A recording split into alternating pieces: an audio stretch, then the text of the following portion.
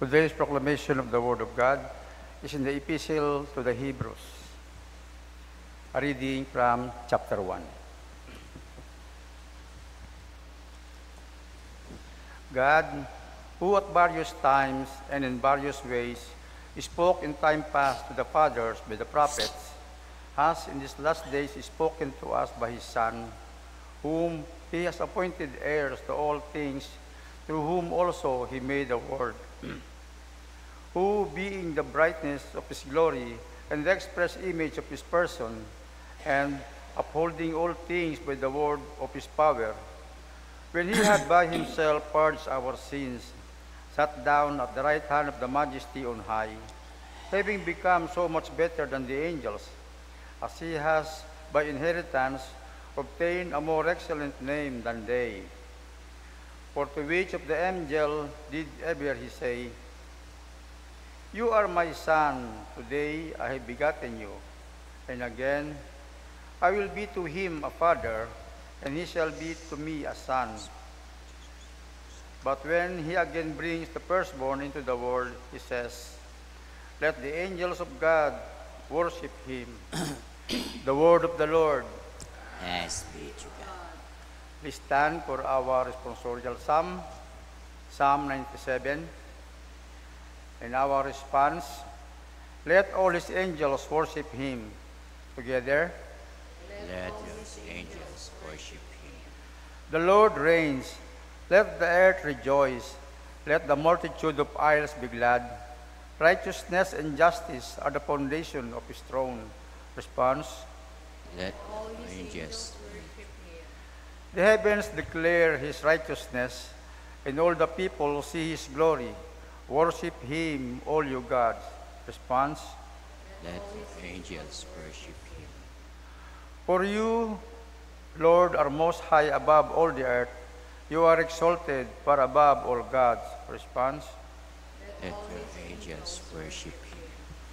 "Glory be to the Father, and to the Son, and to the Holy Spirit." As it was in the beginning, is now, and ever shall be, world without end. Amen.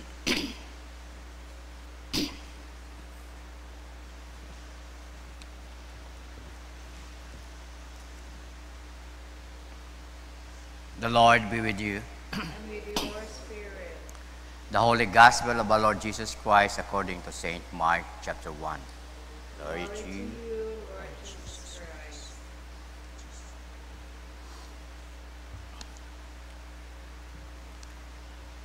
Now after John was put in prison, Jesus came to Galilee, preaching the gospel of the kingdom of God,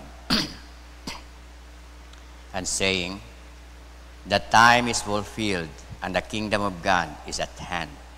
Repent and believe in the gospel."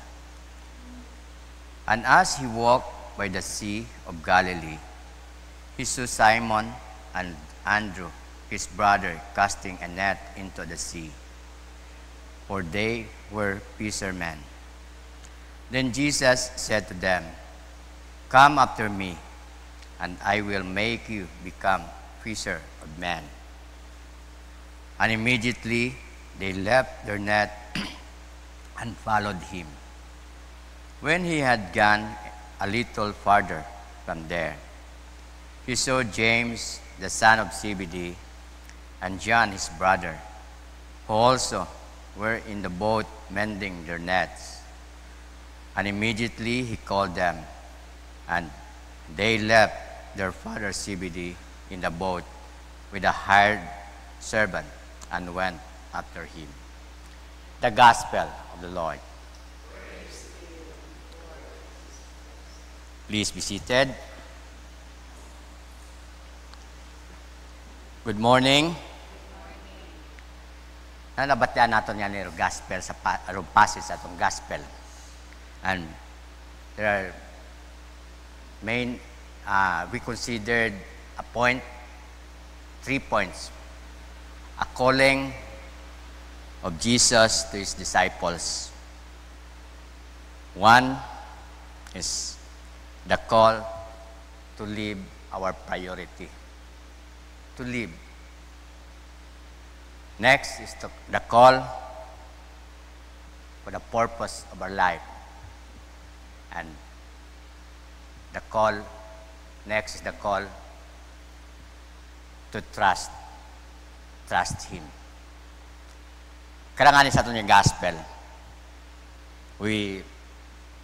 nabatian naton nga the storya sa rayang disciples kay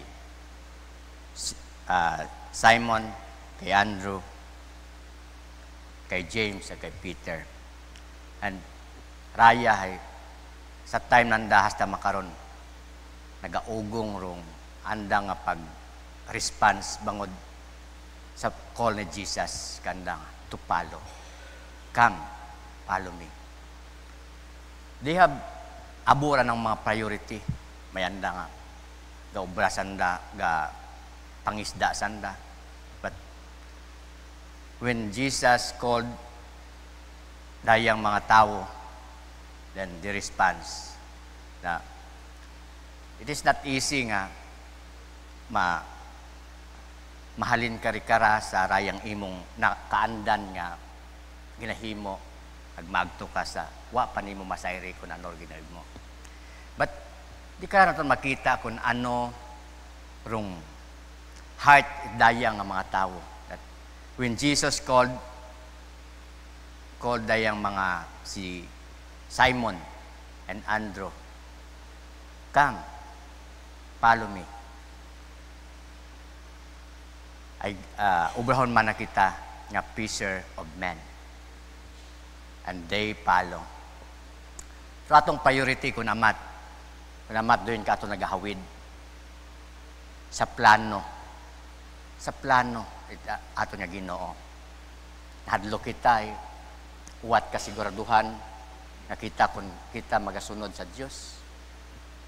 Gasunod kita sa plano it Ginoo. At ikararayang mga tawo nga ga-inspire sa aton nga kabuhi nga they respond sa anang calling ni Jesus kanda. Same to us. Dayang calling, dayang pagtawag nga buko niya sa kanday Simon at kay Andrew, but to us as believer. Step up. Live our own priority and aton nga batonon ng priority ng tao katon ni Ginoo.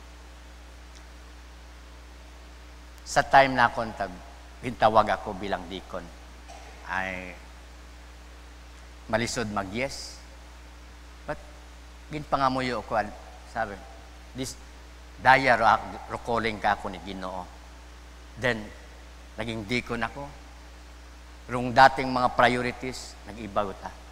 Dahil sa pag-response ko sa calling it Diyos. And another, naging priest. Mas mahirap, mas malisod. Pero,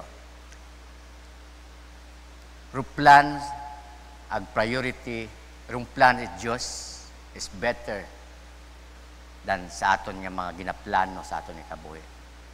Plan it Diyos sa aton nga kabuhi is better, is more and greater, better than sa aton nga mga ginaplano sa aton nga kabuhi. Purpose, call to purpose. Purpose, why gintawag tayong mga tao? Because to work for his mission of Jesus to spread the gospel. Same to us. Our purpose, why we are here. Anong purpose?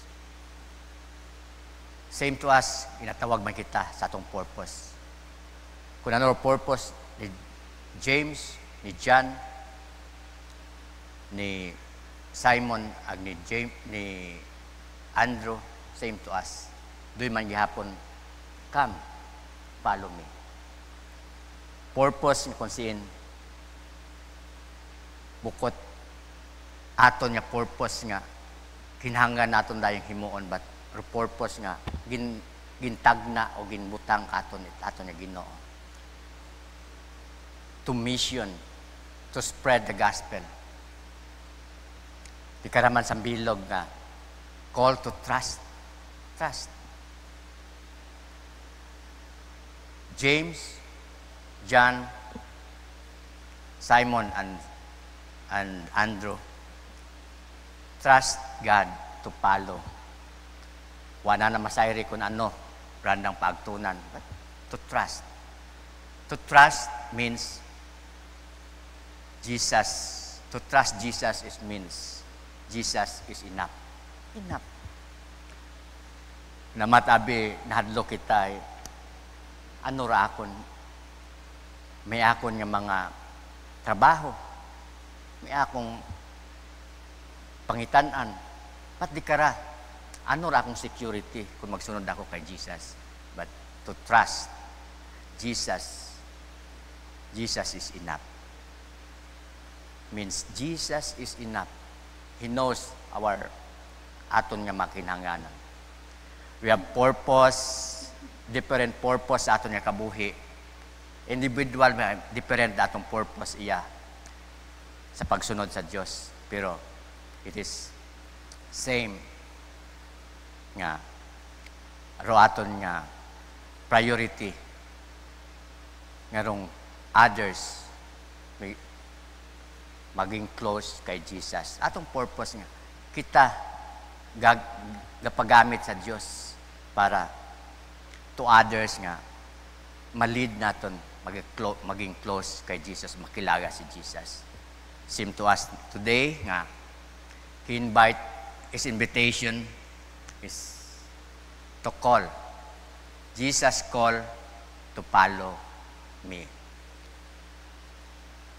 Makaron sa aton niya kabuhi, we are willing to respond the call of Jesus. It's up to us.